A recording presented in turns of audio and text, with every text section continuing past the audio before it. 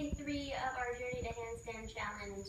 And today, rather than talking too much about alignment, I wanted to just talk about our wrists for a minute. So for a lot of you, this is probably a lot more time than you're used to spending on your hands, and your wrists might be feeling it. And so as we go through the rest of our challenge, I want to make sure our wrists stay happy. So we've talked about our hand alignment and engaging our hands, which is super important to keeping our wrists happy.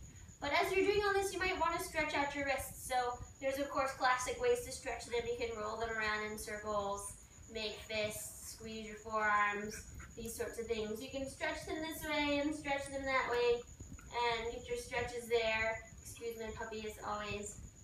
But one of the best ways that I like to show my students to give their wrists a little relief is more of a decompression of your wrist. So when you're stretching your wrist this way, you're stretching the outer part, but you're compressing the inner part. And when you stretch this way, you compress the outer part and stretch the inner part. So one way or the other, you're compressing and stretching the other side. So a really nice way to decompress your whole wrist at the same time, which should feel really good, is to take one hand, let it be nice and loose, so not muscularly engaged. I know that's not what we normally do, but let it be super loose.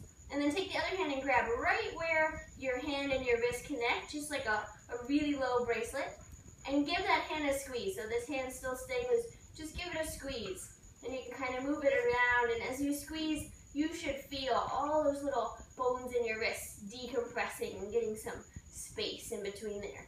And so give both wrists some love, give them both some squeezes. Make sure you've got that one hand that's being loved, nice and loose, and get some nice wrist decompression today. And then use it as we go through the rest of our journey to handstand. All right, have fun with your handstand prep today.